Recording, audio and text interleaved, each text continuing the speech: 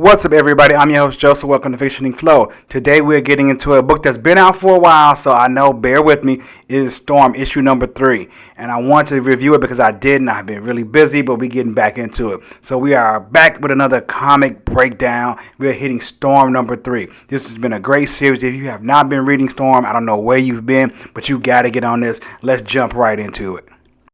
Alright, Storm came to the aid of civilians after a power plant explosion, but was exposed to deadly radiation in the process. After experiencing various symptoms, she consulted a mutant doctor who revealed that Storm only had 6 hours left to live. She was then referred to a mystical specialist, Dr. Voodoo. And this is where we have from the last 2 issues. Let's get into it. We open at Dr. Voodoo's research shrine in Haiti, and he tells Aurora that she is dying. And he can't stop it. And he tells her, like, as a necromancer, like, not only does he see the dead, but he sees these deaf spirits, these creatures that can sense a life close to its end. And it's like a little force that's about to be extinguished. Like in the business that we do, saving lives, it's not rare to see these spirits around people all the time. With the power that we will, we fight death day after day, pushing it further away. But for you, he sees something different. We next get a time jump to 4 hours ago, and he tells her that he made a bargain with the ancient spirit, not just to remove the radiation poisoning her cells, but to remove all illness that's in her body. And he said, at this point, you are the healthiest person in the universe. And I love the art here. You can see the death spirit or the evil ancient spirit holding Aurora in this like orb, and I love the visuals on this. But then we go back to present day, and he says, I've removed all this. You're the healthiest person, but yet the biggest swarm of death spirits I have ever seen still hovers around you and flies over you like decay, which is kind of crazy. So, something is coming that's even worse than what she already had. We now get a full-page spread of what's going on. Dr. Voodoo tells Storm that, in order to lift this curse that she has and cure her, that he had to sacrifice, and she's been charged not to use her mutant powers for 7 days. And she's like, you seem like you kind of gave in to that rather quickly.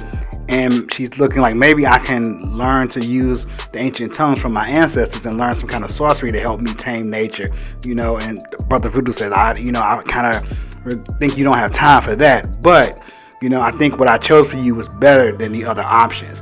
And he tells her the other options was to sacrifice 7 decades of your life, to remove 7 organs from your body, or yet worse, to give up your memory for 7 months, even the fact that you would know how to breathe. And I don't think she wanted to do that. We didn't get a little quick shot of Brother Voodoo talking to his brother. The spirit comes up and he tells her what's going on. And he's like, I can't believe it. I see so many death sprites around us, but how is she still focused? And he's saying, excuse my brother, he can be kind of rude at these times, but you are my guest. And so Storm thanks him for helping her out. Like, even her hair has never been so full and lush. And so he kind of wants her to stay around, and she said, even as much as I would love to be in this magical town, I have to go back, and nothing can keep me from the task I have at hand. We now jump to Haven House, a new mutant headquarters for the group Wolverine, Rogue, Nightcrawler, Gambit, and Jubilee. They're also in charge of some new mutants called the Outliers. This is their new permanent headquarters in New Orleans. So she's not that far from where she was, but she's gone to seek out her friends and family. Wolverine claims he senses Nimrod, and Rogue and Gambit and Nightcrawler all go to see what's going on. And Nightcrawler goes and teleports him like, I can't see anything outside the house. Like, where are Jubilee and the children? And Gambit says they're sleeping in. And Rogue looks shocked and is worried. So, of course, she takes off like a whirlwind, getting ready to do some major damage. And Gambit is like, hold on, we need a plan first. Rogue busts through the door ready for fisticuffs, saying, get away from those kids. And to her surprise, she sees Storm. She was like, oh, I'm sorry, but if they are precious as you say they are, I can't wait to meet them, basically.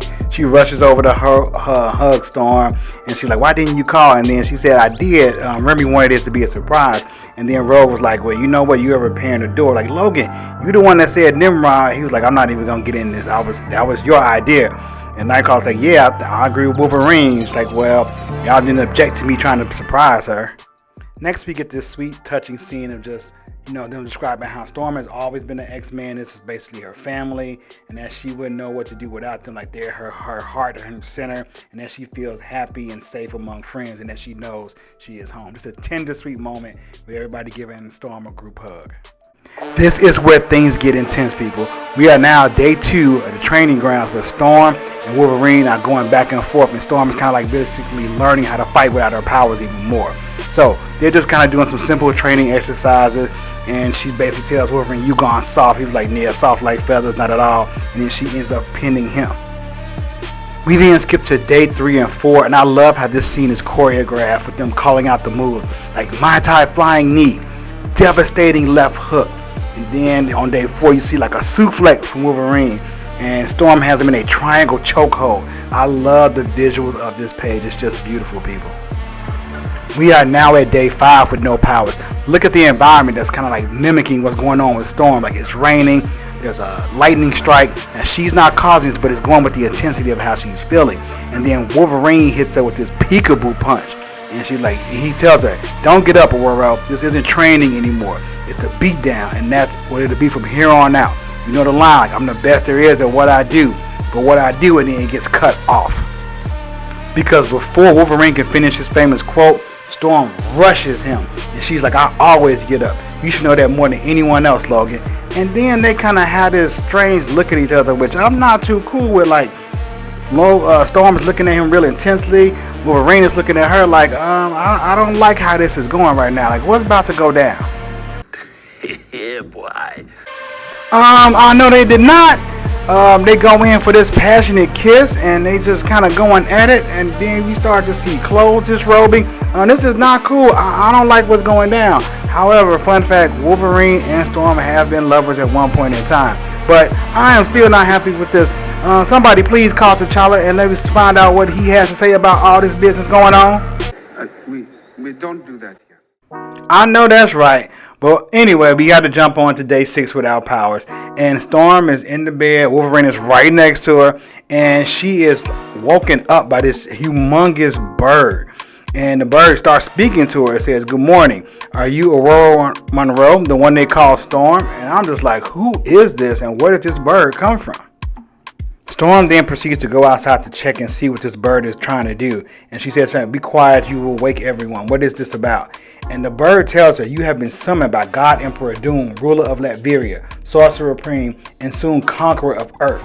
He wishes to parley with you on mutant affairs, a grace born of royal empathy that only few have had the honor of enjoying." And she's like, when do we need to do this? And he tells her, "Tonight. And like, I bid you farewell, mutant champion." Since Storm can't use her powers, she asked the bird if she can get a ride from him or from it to Latveria. And he says, or it says, "I'd rather not be ridden like a lonely stool, but if that's what you request, I will make it a thing for you. I will grant you that, and I shall fly you to Latveria." And she says, "Thank you." Storm then goes to tell Rogue that she has to leave right now. And Rogue is like, "Wait a minute, what? You knocked boots with Wolverine?" And she's like, "Lower your voice. It's not one of my proudest moments, but I have to leave. And obviously, I left all of my clothes and my weapons back at home in Atlanta." She's like, "Do you have anything that I can borrow on this voyage?" And she was like, I think I may have something. Like, but what about Logan? Like, I don't know. Like, we are both kind of like, kind of people that are on our own. I'm not trying to announce everything to the world. I'm trying not to prove myself. It's just, it's something that just happened. So, whatever. It's like, Doom doesn't like, to come up with you and do things. You have an escape plan? She was like, basically, Victor's harmless. I don't have anything to worry about. So, if he truly wants to conquer the world and discuss mutant agendas, it's my duty as a Avenger to kind of go talk to him as well. And so Rogue gives her this outfit. She's like, "Okay, I trust you. Like, just be careful. And remember, if anything gets weird, that Storm should aim for his eye if anything goes down." Of course, that's one of the only weak spots on Dr. Doom's armor is his eyes. So, Aurora's kind of getting ready. She gets onto the steed and approaches this long flight to Latveria. And she kind of yells out, or not yells, but tells Logan that she's sorry without really saying anything. And so she flies to there and kind of, I got to say goodbye to my friends and an old lover. But it's inevitable that these things kind of happen. So Wolverine wakes up and like, Storm's gone, huh? Like, he already know what's going on. And she's kind of thinks about it in her head, like she can only wonder, what faith must Storm endure in the den of the terrifying God Emperor Doom? And that is the end of issue number 3. So it's to be continued where Storm and Doom will get at it. This has been, once again, a great book. I am here for the ride. I have been loving every single issue. And if I made it make sense, go ahead and click that like button. Subscribe to the channel to know when new content drops just like this. and hit that notification bell to know when new content drops. And I'll catch you all next time. Peace. What's up? We are talking about fiction and flow. What's up? If you don't have it, you are truly missing fiction and flow. What's up? We are talking about fiction and flow. What's up? If you don't have it, you are truly missing fiction and flow. What's up? We are talking about fiction and flow.